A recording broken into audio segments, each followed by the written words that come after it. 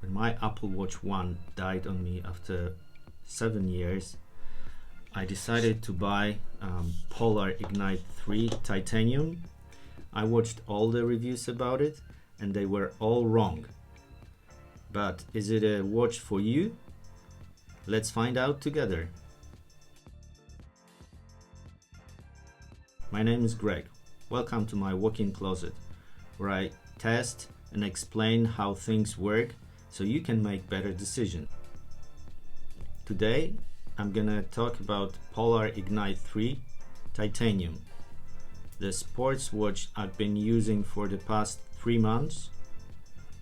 I'm gonna tell you what I like about it, what I don't like about it, and what I found was wrong with all the reviews I watched on YouTube.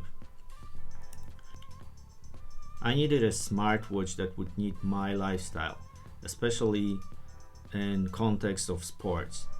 I work out 5-6 times a week, and I mostly do functional training, a combination of strength training and cardio. I didn't need specific features for runners like maps, navigation, or altitude measurements. I just need an all-around sports watch that would also look good. And for me, Polar Ignite 3 Titanium is a watch that ticks, well, maybe not all, but most of the boxes. So, the looks.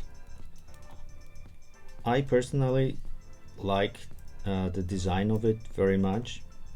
First of all, look how thin it is compared to most other sports watches like Garmin or G-Shock type of watches. This one's pretty small and very light, especially with the titanium version that I went for.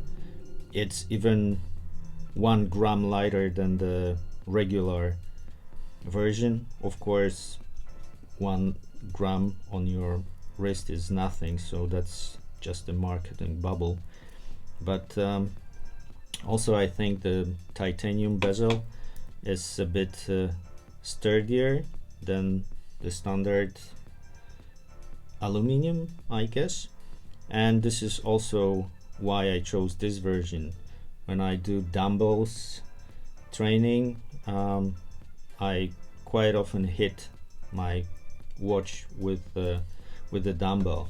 And before, I had a Mi Band by Xiaomi, and the thing that I hated the most was that every time I hit it with the dumbbell, the belt would just snap off and the band would fall off. So I went for the titanium, hoping this will be a bit more durable.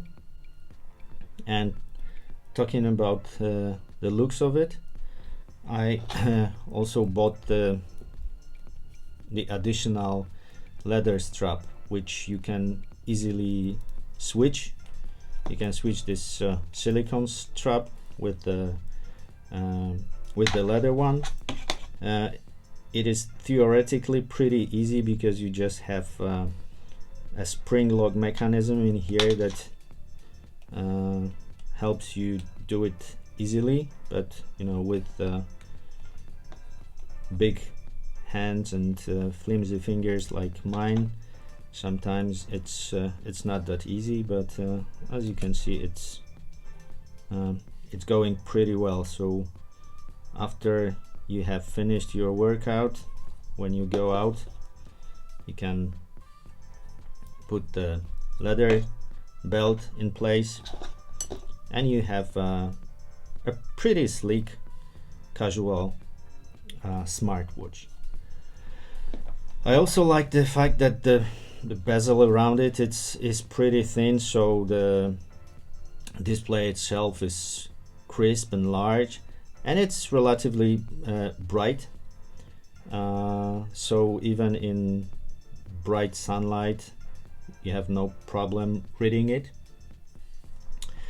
Another reason why I chose this one was the price. For the full package with the titanium version and the additional leather strap, I paid around $400. For a regular version without the leather strap and without the titanium bezel, you pay around $300, so you can save about $100 if you don't need a second strap, and also if you don't need a titanium bezel around it. And another reason for me was the battery life. Before, as I said, I had an Apple Watch, and the biggest beef I had with it was that I had to charge it every day, so I couldn't actually wear it at night, even if I wanted to, because I had to charge it. With Polar Ignite 3, the battery lasts about 4 to 5 days, but I don't usually use GPS because I don't run that often, and normally I don't need the GPS, and when I do workout indoors, of course GPS doesn't work.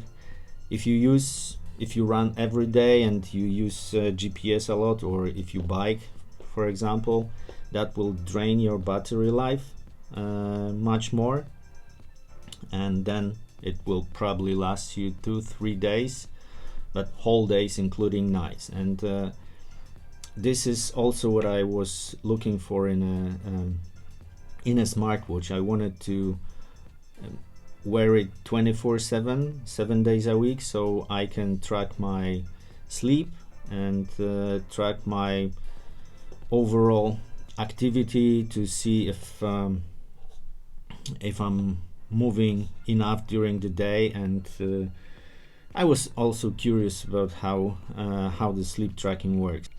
As I said, battery life is enough for me, but the problem is that when the battery is low, you never know when the watch is going to die on you, because it does not warn you before switching off. It does not let you know that the battery is very low and you should charge it soon.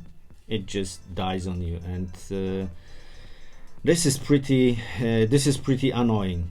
Another thing that I don't like that much, and it also regards battery, is this battery widget that you can see. It's huge, and for me it's unnecessarily as big. It shows you the battery icon, it shows you the ring around it, and it also shows you the percentage. For me it would be perfectly enough if it was, for example, just this small battery icon. It would make this display much more legible and less cluttered. And unfortunately, at least at this moment, you can't choose another widget for battery on your screen. It charges pretty fast. It takes, I don't know, about an hour to charge fully, but the small problem I found is that this charging device does not lock in place easily. It has magnets, but it just does not snap on ideally, so you have to fiddle with it to lock it in place, and for the watch really to start loading, compared to iWatch, for example, where you just put it on the charger and it snaps into place instantly. That's perfect. And this unfortunately is not. Another thing that I'm not fond about is that if you want to have your display always on during the workout, you have to switch it on every time before your workout. If you set it on, it will only stay on for this specific workout. When you're done and you start your next workout, you have to choose this option again. And speaking of always on display, well, this one does not stay always on. You can only switch on the time as it is shown right here, but it's very dim and it drains your battery much faster. So I would suggest just leaving this option off, because it will extend your battery life by a lot. Another thing that annoys me a bit, and I found it pretty interesting at the beginning, is that you have an option of fueling reminders, like carbs reminder and drink reminder. I was especially fond of this because I have trouble maintaining water intake during the day, so I wanted to set the drink reminder for every 30 minutes, only to find out that it only works during workout. So maybe it's useful if you run like a marathon or something like that, and you need to remind, or ultra marathon, and you need to remind yourself every 30 minutes to drink. But for me, I would love to use it on a daily basis, but unfortunately at this moment it's pretty useless to me. I mentioned that I was looking for a watch that would help me track my sleep and tell me if I'm sleeping well or not. But in fact, I don't really know why I need to know this, because it won't change my sleeping habits anyway. So this watch helps me track my sleep, and it actually shows me that I slept very poorly today or tonight, and that's true. I had a glass of wine, actually 2 glasses of wine last night. I went to bed around midnight and got up about 5 a.m. because I couldn't sleep, so I only had 5 hours of sleep, and that probably explains why my sleep was so poor. And it also shows you your expected energy levels during the day, so maybe you can plan where to work out, when to work out optimally, or when to have a nap during the day. It also shows you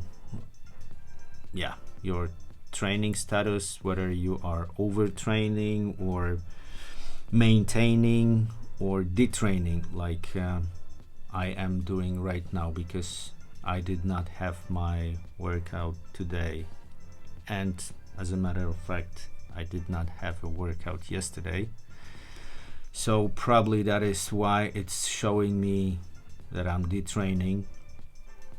And there are a bunch of other options that this watch has, but frankly I switched about half of them right off the bat, like sunset and sunrise information. I don't feel like I need it.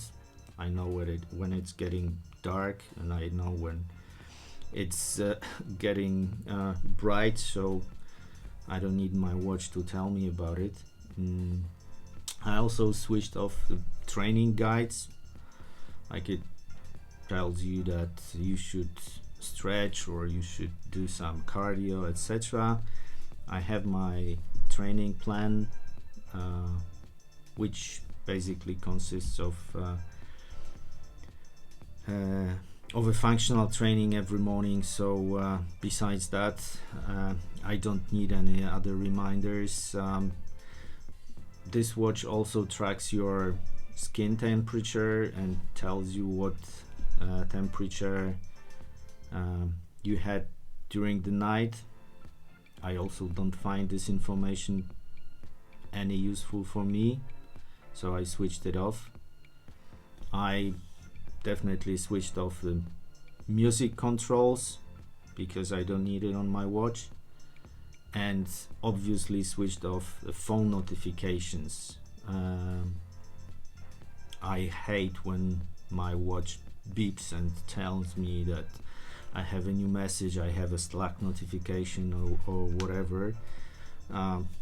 It's enough if my phone tells me that. So I switched off a lot of those features. So I told you that all the reviews that I watched on YouTube about this watch were wrong, and I stand by it. All reviewers mentioned that this watch is very laggy, that when you switch between features or different displays, it takes ages. Like it takes 3 to 4 seconds to get back to the previous screen, and it was mentioned in every single review that I watched. Frankly, it was my biggest fear when I was buying this watch, and of course I was too lazy to test it in store before. I just bought it online and thought, well, we'll see. And luckily, the first thing that happened when I switched this watch on and synced it with my phone was a software update. And I guess this software update addressed the laggy display, because I can see no lags whatsoever. It works flawlessly. User interface is fast. I have no complaints about it. So this, you have it covered. I like that the battery life is pretty satisfactory.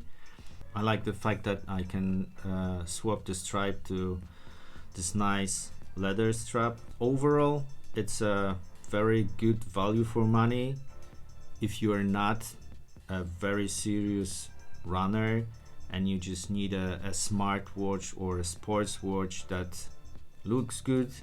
And I like the fact that my heart rate monitor from the club where I train, F45, can easily sync with the Polar application and also with the watch. Even though it's not a Polar heart rate monitor, I can sync it with my watch and have a bit more reliable heart rate readings when I'm running or doing other sports.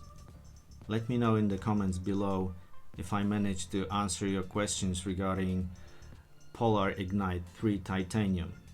And with that, I'm Greg, and I'm greeting you from my walk-in closet. Until next time, thank you.